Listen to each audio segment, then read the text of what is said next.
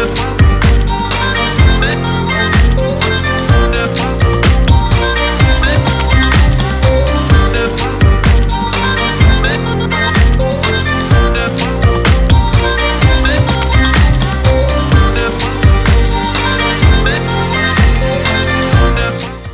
morning, good morning, good morning, and thank you for joining me on another episode of the Roundtable Talk Show. I am your host, Sharifa Hardy, and I have an incredible show for you today. The only way I can sum it up is it's raining men. We got some guys on the show that are going to share their incredible journeys, their story, their business, what they're up to. And they always tell me you can't get the men on the show because the men don't talk, but they're talking to us today. So I'm going to invite you to do what I always invite me on another episode. That is to go out and be an evangelist for the Round Table Talk Show.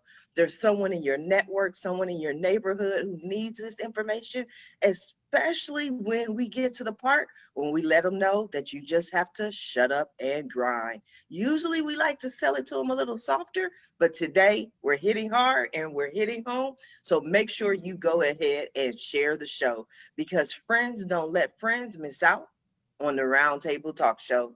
So I want to go ahead and introduce our very first guest, someone who over the last year has been an incredible friend. I got to meet him, got to get to know him.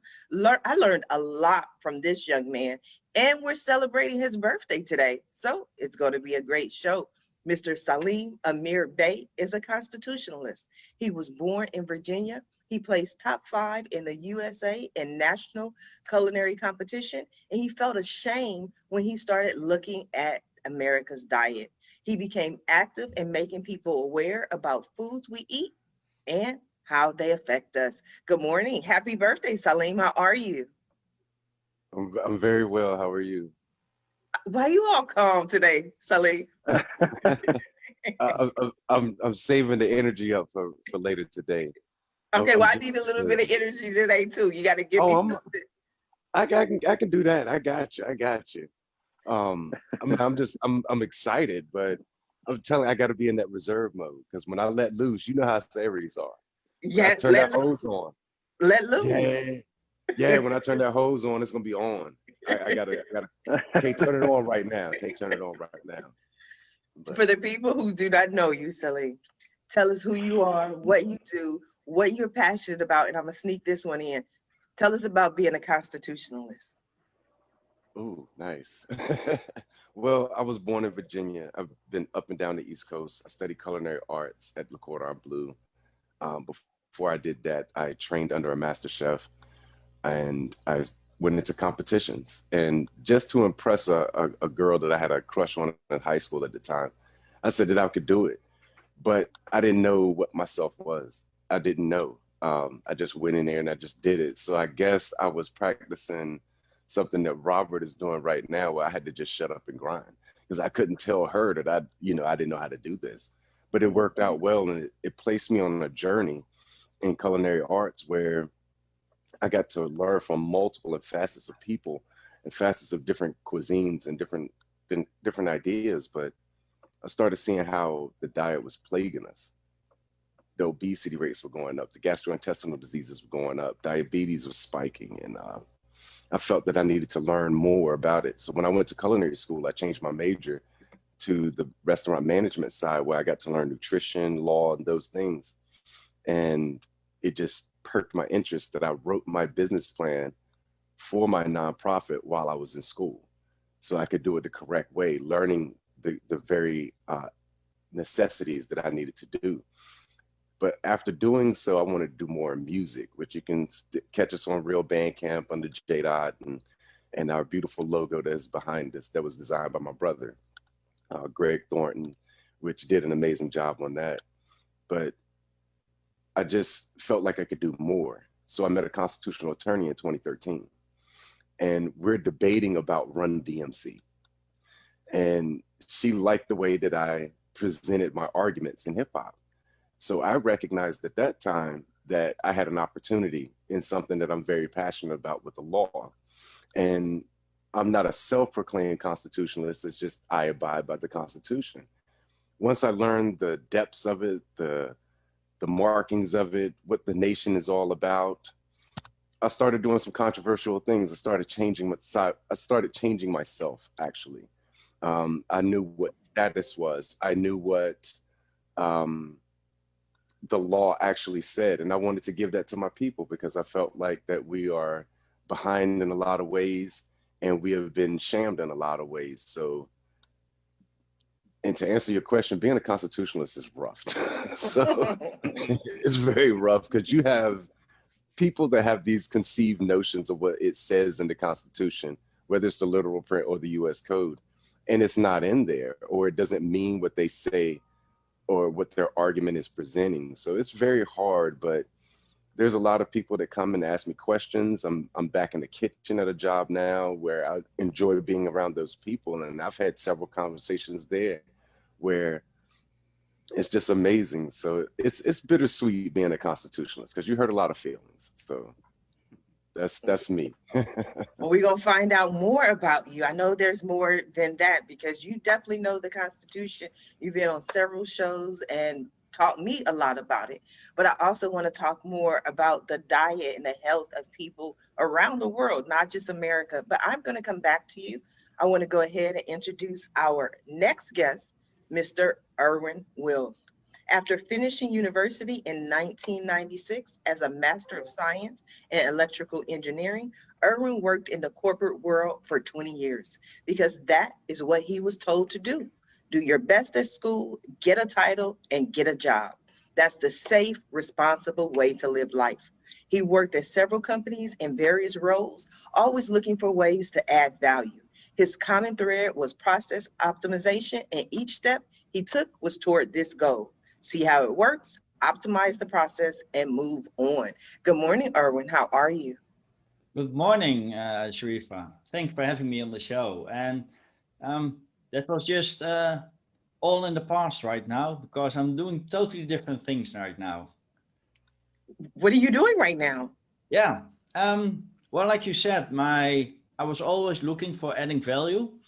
And in 2014, I thought to myself, you can optimize a process and have all the graphs and figures to support that optimization. But if the people that are using the process don't change, the process itself won't change. So how can I get those people to change as well? I thought about doing a training in NLP, but I didn't have much information about it. So I searched on the internet. Via NLP, I came to hypnotherapy. And long story short, I started to doing a hypnotherapy training. And after the first weekend of training, I found my purpose. I found my passion, because I like helping people, but in a coaching way. My work is in a challenge and every client is unique. Every person is unique. So every new client is a new challenge for me. And I'm still optimizing processes, but very complex ones, those of the internal human being. So after that first weekend back in 2015, I thought to myself, this is me. I have to do this someday for a living. And that someday in my mind was like 5 to 10 years, not realizing when I got on the train that I would be fully self-employed in 2017. So I worked the first 2 years as a hypnotherapist, helping people overcome all kinds of mental challenges. And I saw a lot of unused potential with my clients. We're keeping ourselves small, we're limiting ourselves without realizing it. And I love to put people in the full potential. So that's why I changed my focus towards coaching. And now I'm a mindset coach and business strategist. And I currently focus on technical experts to boost the business and themselves, transforming them into the person that will achieve the goals and beyond. Wow, very interesting. Where are you located? I'm located in the Netherlands. What time is it? It just was 5 p.m. in the afternoon over here. Okay, so you've been up for a while. It's early here in America. Now, we do have a question. Someone in the audience would like to know, and this is the question they're asking, does hypnotherapy really work? It does, except you must understand that people want to change, but not to be changed. So some people say, I can't be hypnotized. It doesn't work. But if you truly want to change, then it will work because it's your subconscious that actually does the work. Okay, well, we're going to talk a little bit more about that. But when we talk about change, let's go ahead and introduce our next guest, Mr. UB. UB is an advocate for people's safety and happiness. He thrives in helping people overcome internal obstacles to be better humans to themselves and others. As an advocate, he helps companies attract, hire, and develop more inclusive and diverse talent.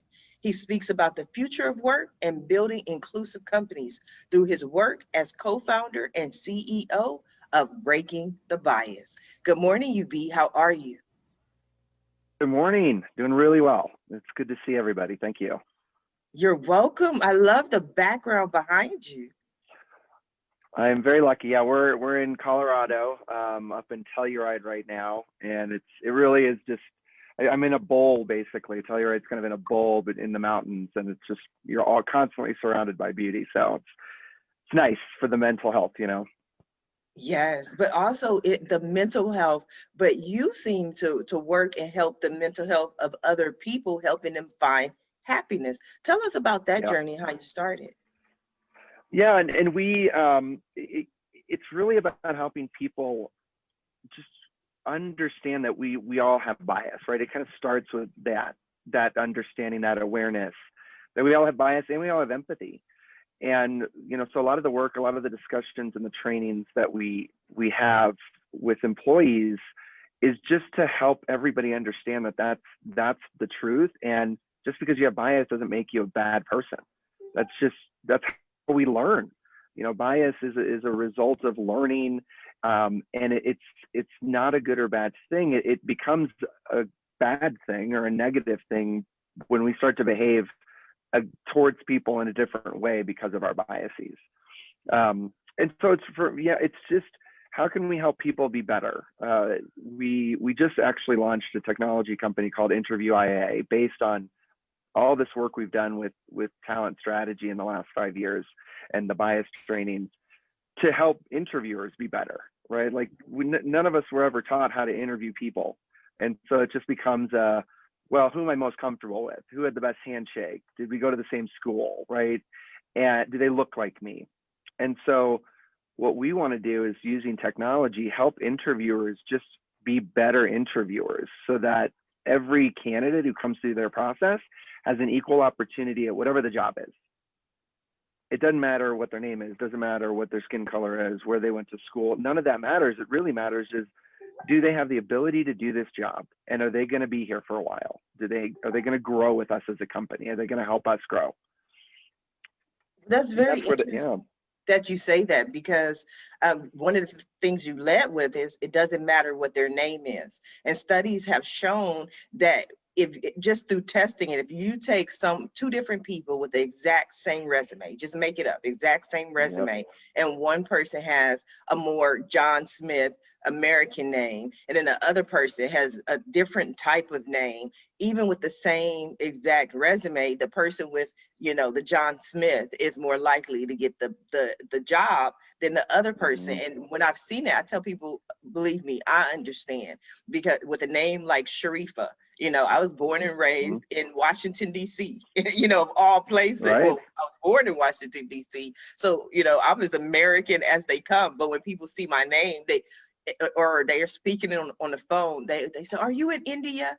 No, I'm not in India. I'm right here in California. I've never been to India. No offense to India. Love to go to India.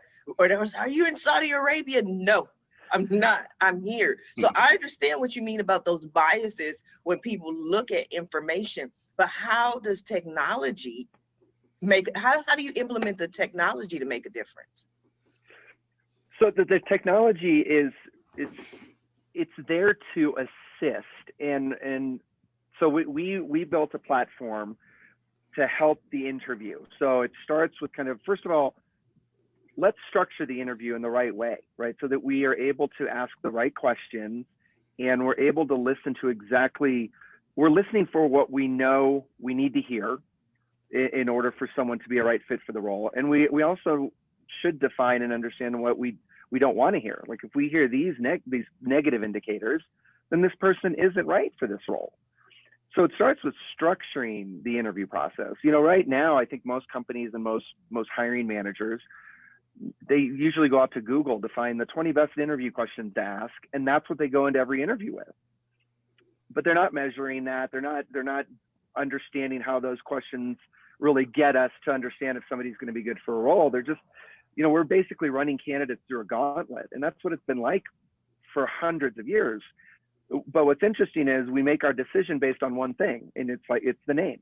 Or, you know, I've had people say, well, I knew immediately at the first handshake if I was going to hire this person or not. Mm. The handshake, what does that have to do with anything in the role? But that's what we do. We base it on one simple criteria, and that determines the rest of the process. So the technology is there to create structure so that I can come into any interview and it's already there for me.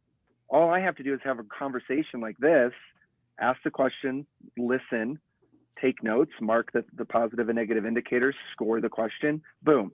Now I've asked every candidate the same questions. I've listened for the same things. I've scored them in the same way. And now I can look at them equally. Again, it doesn't matter who they are. What matters is that they have the ability to do the job. Who they are comes in later. And that's where we get into helping companies build more diverse, you know, teams. Is again, if we're not worried at the front of the process, what somebody looks like, what their name is, et cetera, all of that's icing on the cake. What we've done is got down to the core of, yes, this person can do this job, great.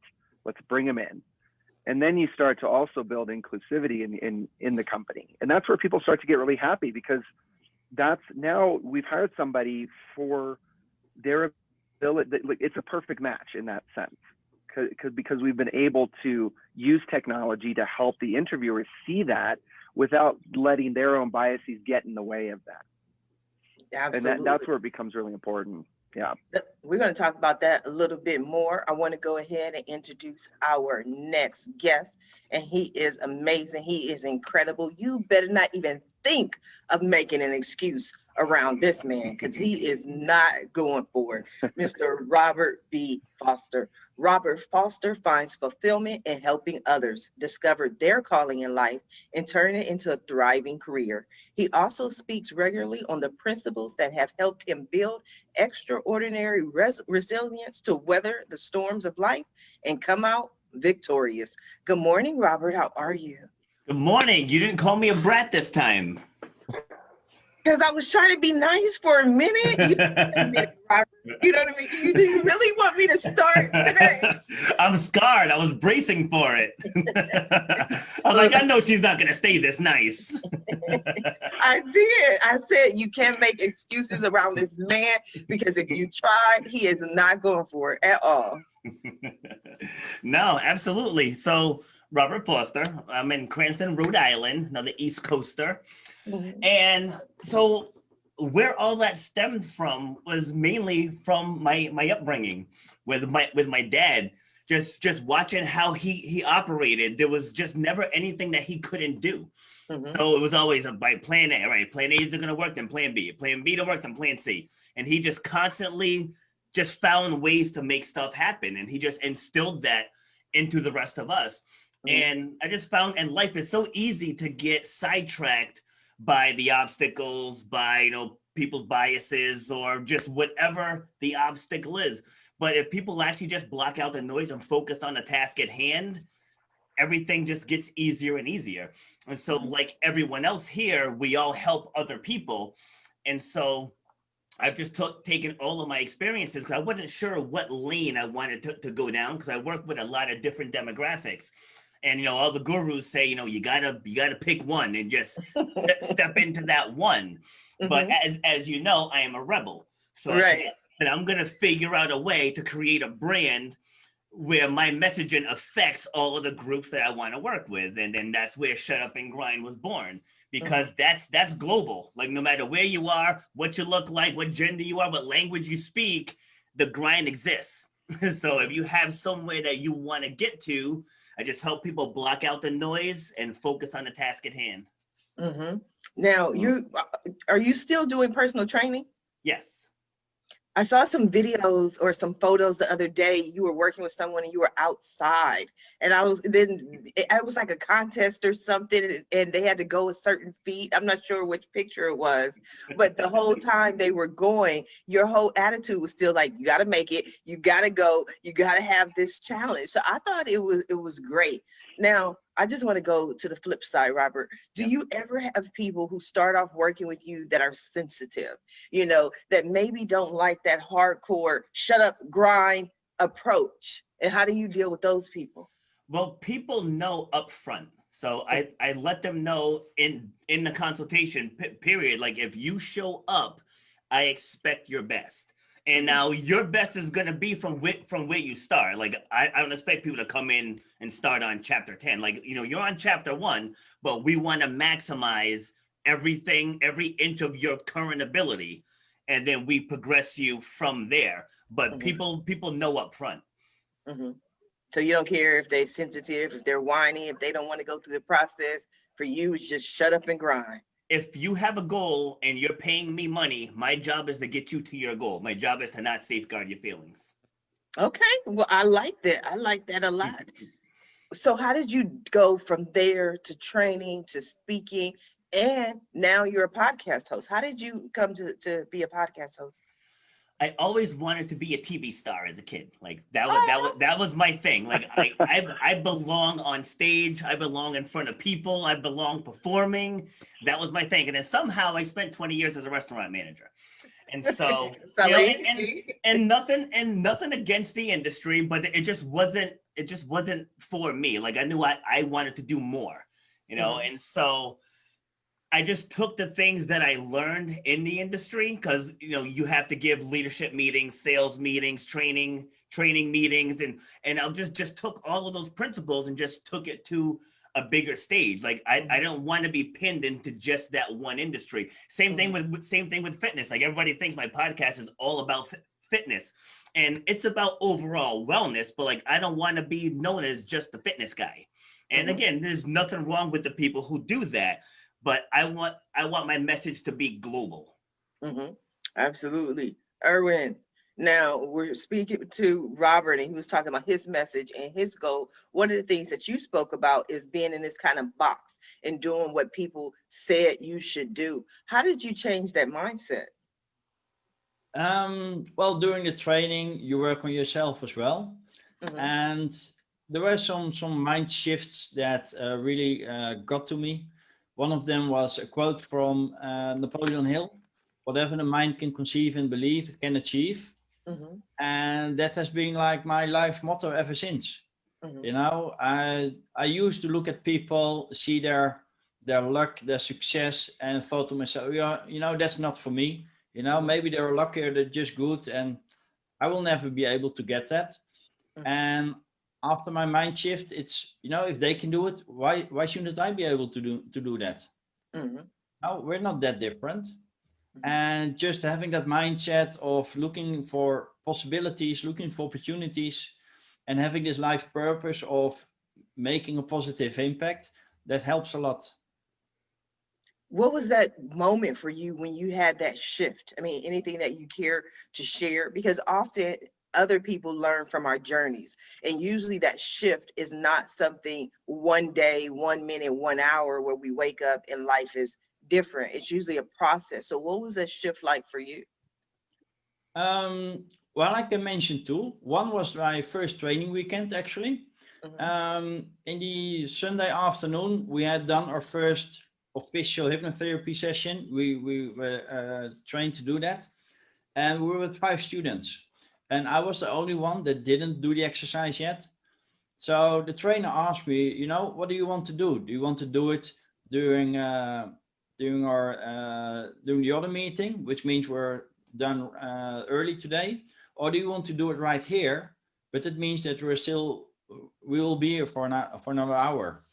And I said to him, I want to do it here because I wanted to have his feedback on my session. And he said, okay, well, I have a little issue. You can do the session on me. Well, that was not exactly what I had in mind, to do my first ever official hypnotherapy session on my trainer. But I looked at this demonstration. I wrote all the notes. I've shown my fellow students doing the session. So I had the whole script, the whole program already in my mind. So I did the session and it went perfectly. And after the session, the trainer said, I don't have many comments, everything went well. There was a little part during the session that I speeded a little bit. I could have taken more time for that, but overall I was very happy. And I got cold shivers all over my body. And it was the moment I realized, this is what I was meant to do. This is how I can make a positive impact, how I can help others. And that was when my entrepreneurial journey started. I like that. I like that. Have you gotten those cold shivers all over your body when you said, this is what I am meant to do? Yeah, it was wonderful. it's interesting. The cold shivers, Erwin. It's cool to put it that way because I never thought about it in that way. Yeah, for me, it's more been events, like specific events that got me to this point, and sort of in connecting the dots between those events to finally wake me up. Then the cold shiver, I think, was just a true wake up point for me. So it actually started at the end of 2008. I was involved in a workplace shooting where a friend of mine was shot and killed, and sorry it was. Thank you, I appreciate that. It was it was just one of those.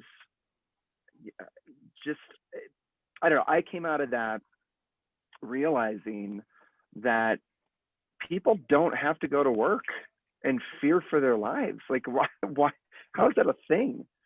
And, and so that really started me down this journey of helping organizations create a safe place for people to be themselves, to belong, to have their voice heard, and to feel safe. And so I kind of, it took this journey, and the wake up moment for me was working for somebody who all they cared about was the money, right? And they were just using the rest of us to fill up their bank account with money, and they didn't care about us. And I'd had enough experience to that point where the cold shiver for me was really just anger. I was like, look, I don't need you like questioning every decision that I make to help you make money. That it just was a wake up call. And that's how we actually started the first iteration of our company. Was the three of us, the three co-founders, we were all at that point. We're like, we're tired of working for somebody else who doesn't care about us, who didn't create a place where we could feel like we're always seen, valued, and heard. Mm-hmm. And so it was just that push, and then connecting all the dots to say, this is how I can truly impact other people's lives in a positive way. And that's what we built. This is the way that we believe we can do that. And then when you connect the dots with all the work that like you all are doing, for example, you start to get this holistic picture of how people can truly thrive and be happy. But it's a lot of different things, right? It's a bunch of parts and pieces. It's physical health, Robert. It's diet, and Salim. It's kind of mental health and mindset, and what Erwin's doing. So it's a combination of all of these things. And the cold shiver was just finally figuring out what my part in that was to play. Robert, when you hear UB talk and Erwin talk about their mission and that cold chill and get into that moment, what are your thoughts? That at some point we all go through that. Like we all have that shift where you step into your power, or I call it, step into your greatness, whatever side of me it's on. Because like we all have that one thing that we wanted to do. Just like I said, when I was younger, I wanted to be on TV. So this whole podcasting thing came out, and I was like, that's perfect. Because, when you're a TV star, the production company owns you. Right. So at least this way here, I'm in control of this. I'm in control of what shows I go on what guests come on to my show, how long it is, when it is, if I need to move it around or whatever. So I was able to step into what fuels me, and that's what they did as well. And as I said, we all do this to help other people. Let me just I ask have you a something. question. Go ahead, go ahead. Sorry, I just wanted to throw this out to everybody. How do you all approach, because there's the mindset, right? The individual mindset to get to this point of saying, look, I want to control my life now. But there's also like the systemic oppressions and inequalities and things that exist within a system that even if you have that mindset, it's preventing certain groups of people, particularly in this country, from achieving what they really want to achieve. How do you tackle that in what you all are doing? Let's start with Salim. Salim, I would love to hear your response to that. Well, you remember on one of your shows some months back when I was saying that I didn't want to be called Black, remember? Yes, yes. And I caught a lot of feedback from that, right? So For a couple of shows. Yes. yeah, I mean, it went on. It wasn't, at first, I'm not gonna lie to you, UV. At first, it was a little bit emotional because I'm coming to the equation of how to better myself. And words carry a lot of power, mentally, physically, emotionally, spiritually, they carry a lot of power. And when I started learning about certain so-called names that we give ourselves, the labels that we give ourselves, I caught a lot of feedback from it. So my mentality was, all right, no crying in baseball. I can feel this emotion there for a little bit, but I'm based on fact. I have the Constitution. I have the Declaration. I know how to study scholarship. I can go to the law dictionary and tell you that why Black is a status and this is why I don't want to say this.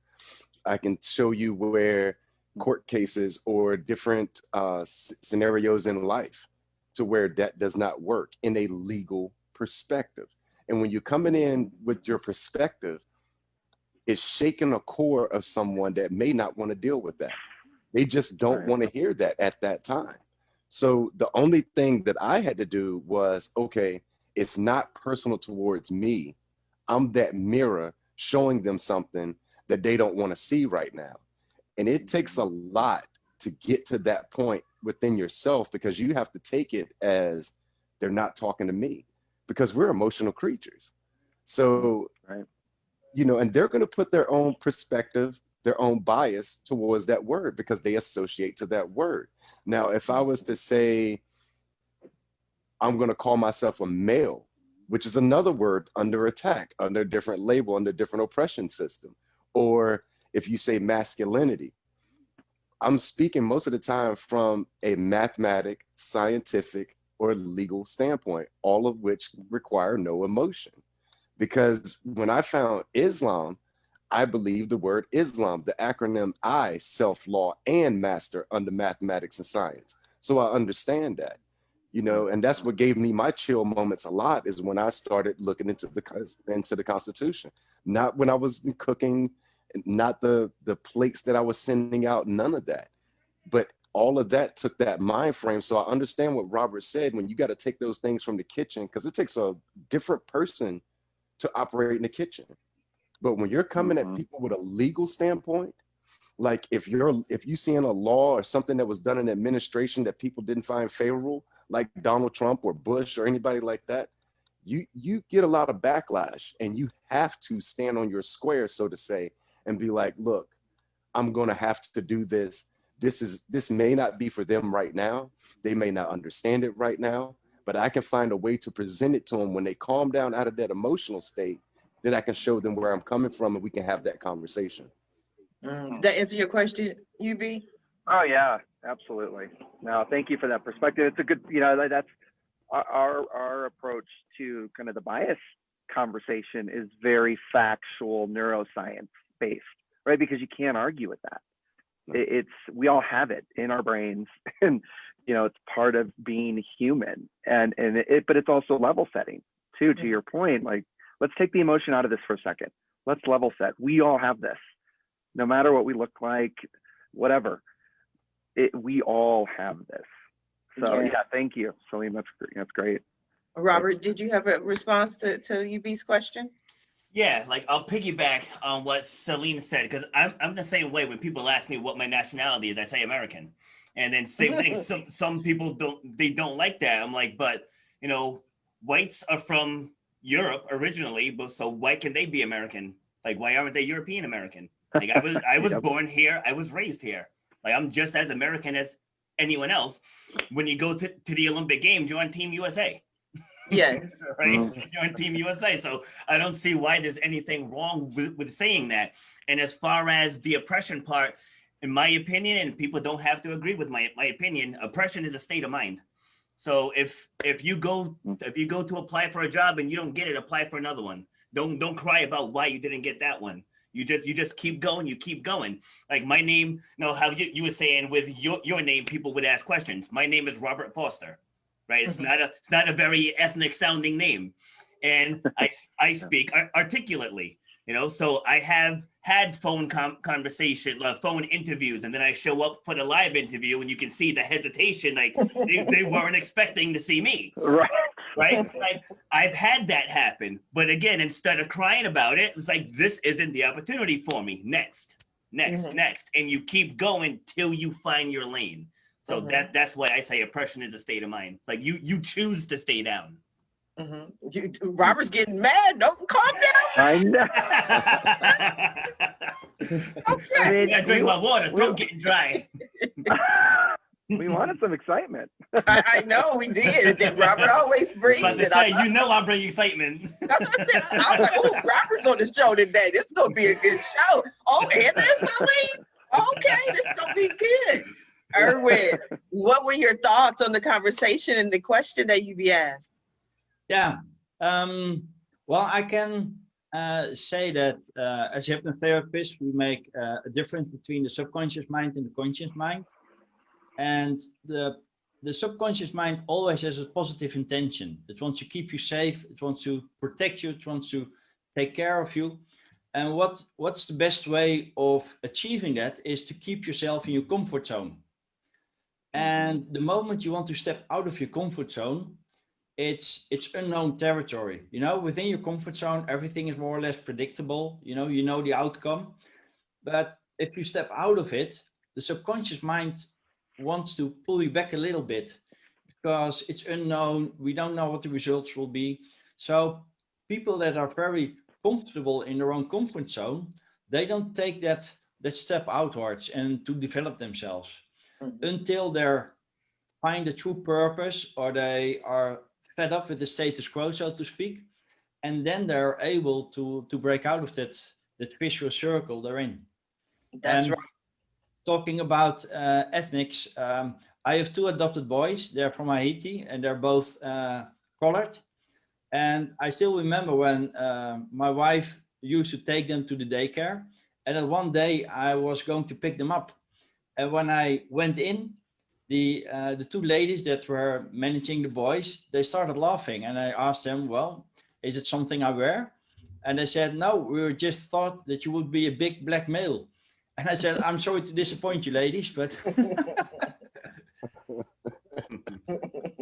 but it's all in the perception of the person. Yes, absolutely. Now, we got some responses for you, some answers to your question, but I want to ask you this. This is always my question. When I hear Robert and he spoke about oppression and being in your lane and that job is not for you, too often that's, it's a good thing. People say that. I tell people that all the time. If they go to a job interview, you didn't get it, it wasn't meant for you. I truly believe that. Now, however, on the other side, maybe that company is systematically making biased decisions. And so, yes, it's not for that person to be able to go up against this company, but there is something that needs to be done. Do you see that, UB? 100%. I think, for too long, we've really put the onus on candidates to play this game, right? And essentially what that game is, well, I'm going to go connect with the recruiter from this company that I want to work for, or the hiring manager, and I'm going to be, basically we're saying the candidate has to become friends with you so that they'll remember you positively over others in the process. It's kind of how that plays out. And so, our focus is we got to put the onus on the company, right? The company needs to stop pushing out generic job descriptions that all look the same and expecting candidates to fight when in reality, it's the companies who need the talent now more so than ever. Right. And so why can't the company take the time to really understand what it is they need in a role, and then create a process to find that in candidates and put out a message that says, this is what we're looking for, this is what we're not looking for. Let's give candidates an opportunity to opt out of the process even before they get all the way into the third interview and realize that this isn't the place for me. Like, let's give everybody that opportunity up front. But companies have to do more of the work now to say, this is what we know we need. It's based on data. This is why people are happy in this role. So let's go find more people who have those shared characteristics.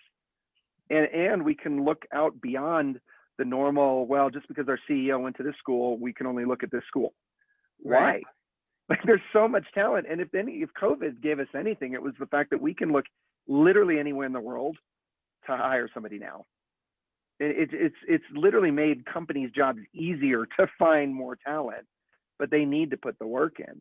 And so that's where, so to your point about, building in kind of these oppressive systems within the process, there are absolutely things that, whether they were unconscious or conscious, were built in to only really look at a certain type of people for a role in that company. And that's what we got to start dismantling and breaking down and creating more inclusivity and equitability in that process.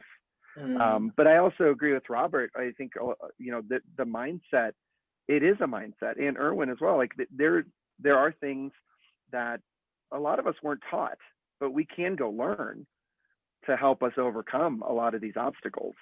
And we have to realize that, but it takes like a cold shiver moment, right? Or it takes something to get us to that point, but we can all do that. We can all learn and overcome. Yes, absolutely. Now, again, Robert mentioned the systems. Salim, whenever you're on the show, my favorite topic that you discuss, because I know we were having one show and people were like, well, the system is broken and the system was broken. And what was your response, Salim? Well, let me think, because The system is doing what it was designed to do. Yes, the Yeah. system, it is. It works very, very well, and we just need to break the system. One of the things that I've seen perpetually is when you're looking at law, right? When you're looking at law, you're looking at a history as well. You're looking at things in a timeline.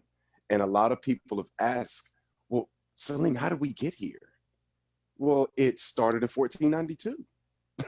So when we don't want to recognize that, when we don't want to recognize what happened, we had a bunch of capitalists looking for a profit when they came here, period.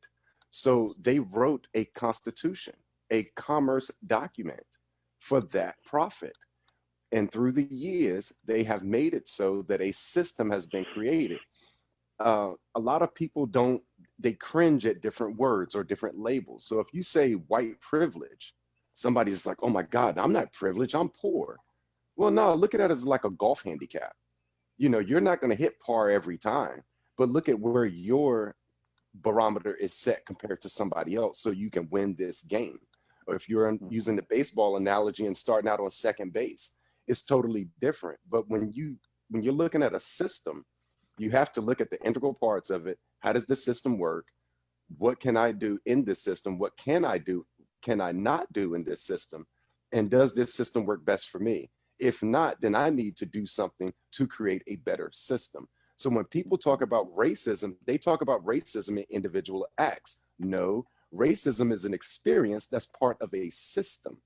It is a systematic thing. So when you're talking about the jobs and interview questions, the hardships that come about that is because of the mind frame of the individual who's giving those questions. And maybe the mind frame of those who are at the top that's saying, hey, we don't want that here. You know, we don't want equal opportunity. We don't want this. We don't want diversity. We don't want that. But we want to seem this way. And you've seen a lot of companies having to do that as well. But a lot of people do not look at it as system. They look at it as individual. And that's the part of the system that is working very, very well. Remember, the devil tricked everyone to making sure that they knew that he didn't exist.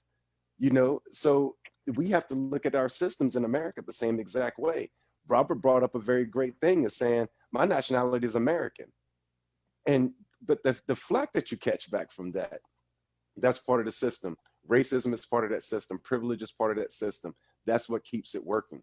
Now, do we want to actually break this system down and do something else with it? Because when you hear certain words like Black Lives Matter, reparation, equality, denigration, you hear these things and a lot of people will start to trigger. But at the same time, we have to educate ourselves. And I think law is one of those things that should be taught in school. You should know what a nationality is. You should know what contract law is. You should know what trust law is. You should know what the Constitution actually means, so that when somebody is talking about gun rights and getting people emotionally in that, you'll know that I can go to the Second Amendment, and it's not necessarily saying that an individual has a gun right. You have natural inalienable rights.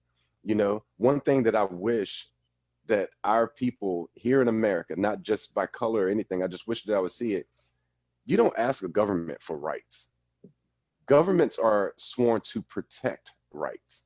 And those rights are called inalienable or natural rights, the laws of nature, the laws of God.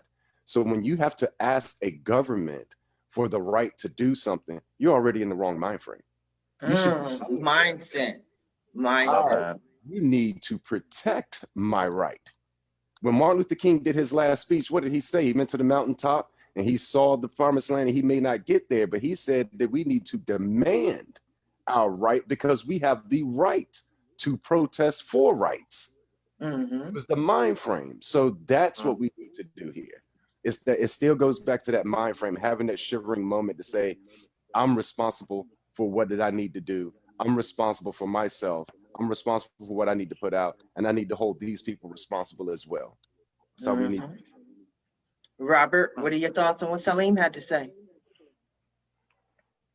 I differ on some of what he said, which is fine. You know, it's like we don't have to agree on everything, but I think it depends on what you need the system for, because if you're working in a certain job or whatever, like the government's never dictated any aspect of my life, so never has.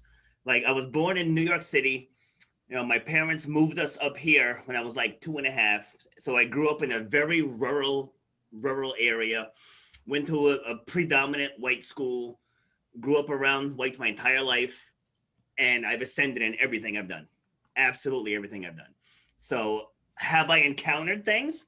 Yes, but I stripped it of its power years ago. So people can call me whatever they want to call me. It bounces right off. I just said, if I apply for a job and I don't get it, move on. And so I just think you're never gonna topple the system. So you have to learn to circumnavigate it. And once you adopt that mindset, then it doesn't bother you. Like I said, I mean, if you're working in a corporate environment, that might be a little bit different. But as an independent, there is nothing stopping anyone, any gender, any color from achieving success. There's nothing out there. I hear you, Robert. I hear you to a certain extent.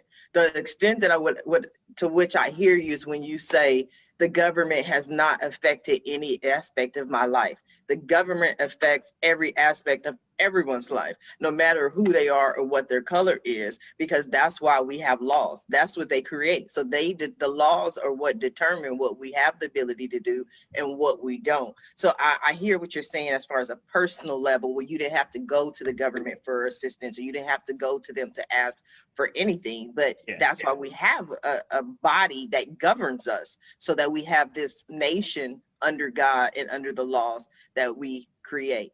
I would love to hear your thoughts on the conversation. Yeah, I mean, this is an awesome conversation. It's got my mind spinning. Yeah, I hear what everybody's saying, because it is sort of a two-parter, and that's because I think Robert and Salim, your thoughts can go hand in hand. Yeah. You know, what Robert, what I hear you're talking about is, because we do need people who really, you know, to the extreme are like, look, nothing's going to stop me. Nothing's going to stop me from achieving what I want to achieve, and nothing's going to stop me from trying to change the system. To Sharifa and Salim, what you're saying about the system, yeah, the system exists, right? There's laws, and there's certain, you know, boundaries within which we have to operate. But the way that system does get changed, because yeah, you know, the Constitution was written however many hundreds of years ago, and you know, I'd love to hear your thoughts on that, Salim, as far as like, should we update a constitution? But first, just to kind of finish my thought, you know, I think it takes both. It takes, to Salim's point, learning and understanding how the system works, because that's the only way we can then change it. But it also, to Robert's point, takes that grind, that grit, and that individuality to say, look, I'm going to do what I need to do. You know, I think of people like Elon Musk, right? I mean, he doesn't care what anybody thinks. He's doing his thing. His goal is, we're all going to Mars. And because I'm a total sci-fi geek, like, I appreciate that, and I want to be on the second ship to Mars. But you know, the point is, we sort of need people like that who go to the extreme to do what they believe needs to be done to change the system. But there is, you know, for the majority of us, there is still this system at play that if we don't learn how to navigate it and change it, then it's always going to affect us, positively or negatively. Yes. Now, Salim, we are coming down to the last few minutes of the show, but I would love a brief response, if possible, to UB's question on, should we update the Constitution? Yes and no. I think the first part of it is you still have to educate the people on what's in the actual Constitution. Mm-hmm. And they need to learn how law works. What is jurisprudence? Why do you read civics when you're studying the Constitution? But as far as change, yes. And it's easy to do, more than what you think. It's called the US Code, which is the codified version of the Constitution. And that's where you can get certain statutes or certain things done on a way that can allow that change to come in play. But yes. Thank you. Thank you for that response. Yeah. Again, we are coming down to the last few minutes of the show. And what I love to do at the end of every show is just simply allow my guests the opportunity to speak directly to the audience, to everyone who is watching this show live, as well as everyone who is watching it in the archives, and let them know what you want them to take away from your appearance here today. And we're going to start with you, Erwin. Yeah, I would like to add a little bit on the conversation we just had, because what I recognize and what I see with my clients as well, one of them is, are you a victim or a victor? You know, do you let the circumstances define you, or do you define your own circumstances and take control of itself? What Robert said, you know, that the system didn't influence him, so to speak. You know, the environment can influence you, but you decide yourself how it influences you. You know, you can a certain event, you can be sad, you can be angry, you can be glad, you can ignore it. You depend how it influences you.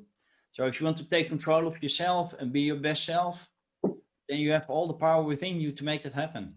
And that's what I do with my clients as well. You know, I make them, I transform them in the person that will achieve their goals and beyond. And yeah, that's wonderful to do. You know, I want my next client to be the best success story ever. And the next one even better and better and better. And that's how I'm trying to make a positive impact in the world. So that is how you are showing up in the world and making that positive difference. Thank you, Erwin. Robert, shut up and grind. You know, so outside of the fitness realm, so I have a free group on Facebook. It's called Speak About Yourself Out Loud. And what that is I help people understand themselves, take things that they've been through in their life and turn it into stories where you can influence and motivate and inspire other people. And I actually had a guest on my show a couple weeks ago. By sharing her story of dealing with systemic lupus, she actually helped someone else, not stopping them from killing themselves. Oh, wow. Yeah, so like there's so much power that we have with our stories, and I just help people unpackage their experience and then turn it into inspirational stories. I love it. I've never even heard of systematic lupus. I hadn't either. That was the first time I heard it was on that episode. Oh, wow. Interesting. Where can people find you, Robert? RobertBFoster.com. Absolutely. Thank you. Thank you. Thank you. UB, what do you have for us? Well, first of all, thank you for this opportunity. It's been just a truly incredible conversation. Interviewia.com is where people can learn more about what we're trying to do. And really, we're looking to partner with companies, in particular, people who are hiring a lot, who want to do it right? Like whose leadership have prioritized diversity and inclusion strategies and have prioritized finding the right talent. We can help them do that with technology, but also just with training and understanding of ourselves and how we can treat each other better. And so, yeah, come find us on interviewia.com and join the journey. We can all be happy and positive and belong together. Does your company have like any kind of certification type system? Because it would seem interesting to me for these businesses or corporations to say, I am an Interviewia certified company. It's a great question. It's something we're exploring for sure. So we just launched, and but we're talking to a lot of organizations about even helping them create a training program. So every interviewer, anybody who does interviews, goes through, gets certified, boom, they're ready to go on the platform. So that's a great question, and it's definitely something that I think near future we'll start to see manifesting itself. Yes, I hope it's in the near future, definitely, because it's something that can help a company, especially when people are going to interview, to show. Because at the end of every interview application, they always say we are, an equal opportunity employer. But then when you go to the website and it shows the team, it's like, well, everybody looks the same. So exactly. Yeah, that's a great point. We need to start holding companies accountable. I think it's the pressure should not all be on candidates. And so that's a great way to do that, because talent are looking for that. They want to know if a company really cares about this stuff or if it's just performative. Yes. Thank you. Thank you, UB.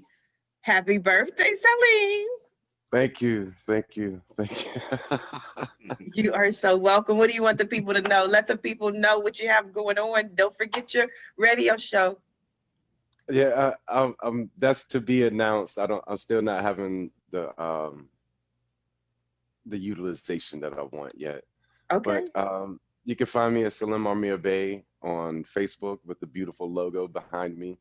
You can use that as a Gmail or mail.com to contact me. You can go to I got a lot of different sites. You can just start with Facebook. I'm very impressionable. Not very impressionable. I'm very personal. I could talk to anybody who IMs me or anything like that. I just like sharing the knowledge and where I can work and do anything for anybody. I do law, I do cooking, and we do music. We have a single dropping today from LOEE. So I'm just loving life. But anything I could possibly do, I'm there. Just check me out on Facebook. So what's your single? Well, it's gonna be on my brother's page, Kept C with Young Genesis. I don't even want to give it away. Just check Facebook. I'm gonna post the link. I mean, it's just gonna be beautiful. I mean, it's just beautiful. Kept C is one of the best producers in hip hop. If you have not heard him, you really need to check him out. And I mean, like it's beautiful. It's just Yes, it's beautiful. Okay, well, when it launches, put the comments in the link. I mean, put the link in the comments because the people want to find it. So, this is amazing. This is amazing. It was a great show, great topic, and this is an example of how it all comes together. In every show, I find the commonalities, and this was definitely one of those shows because I had no idea. Aside from the fact that I knew Salim was going to be here, but that we were going to go into race and all these topics. It's amazing. I want to thank you all for being guests on today's episode of the Roundtable Talk Show. And I especially want to thank everyone who tuned in to watch this show live, as well as everyone who is watching it in the archives. Just because you didn't catch the live show does not mean you're not important. And it doesn't mean we still do not need your support, because we do. Please go ahead and share the show, whether you watched it 2 days from now, 2 months from now, or 8 years from now. I don't care. Go ahead and share the show. But I always ask that you don't just watch the show and you don't just share the show, that you support our guests. Our guests are here this morning to share their journey, their thoughts, their emotions. They were so real and authentic with you, so please support them. Their website link is in the Facebook post. And as always, please don't just visit their website. Follow them on social media. Reach out to them. Send them a message. And when you do, please let them know Sharifa Hardy says hi. Now, if you're interested in more ways that I can help your business, or maybe you want to be a guest on the Roundtable Talk Show, please visit my website at asksharifa.com. Until tomorrow morning at 8 a.m. Pacific, everyone have a safe and a blessed day. Bye now.